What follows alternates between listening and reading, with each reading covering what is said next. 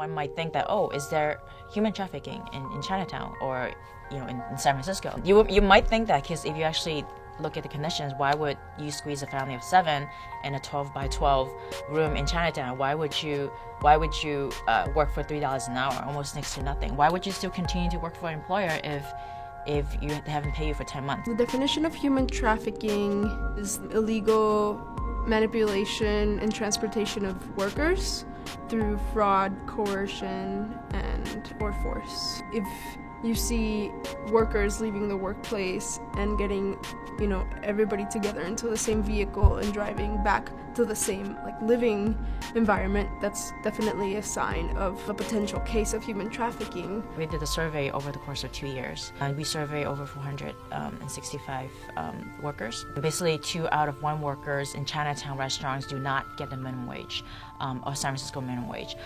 In addition to that, 76% said that when they worked overtime, they do not get paid overtime pay.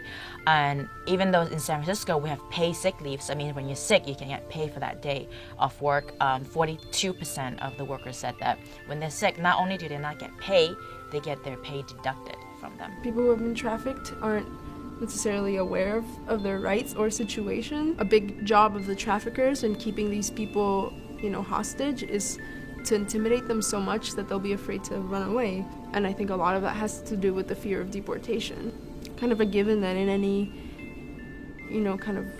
area of ethnic or minority sort of businesses, that you will find undocumented people. Very, very, very often it will be that a human trafficking victim will be undocumented and that their documents are being kept away from them to manipulate them. They come to depend on their perpetrator because they speak the same language and can't really communicate with anybody else in the US or wherever they're trafficked. We have not had many instances where we were workers who told us that, yes, I was brought here in this country and I was forced to work. A lot of times they feel really isolated. They're working alone in their restaurant. Their coworkers are afraid. They are afraid. They're afraid themselves.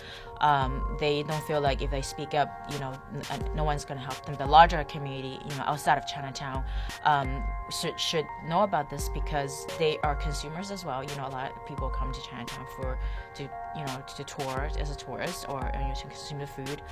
They should know about these conditions as well because they're connected. They should educate themselves, right, about what the laws are and about the places that they consume in, right? If they go to a restaurant, not only should you find out if the restaurant is serving good food, but you should also find out whether they are exploiting the workers.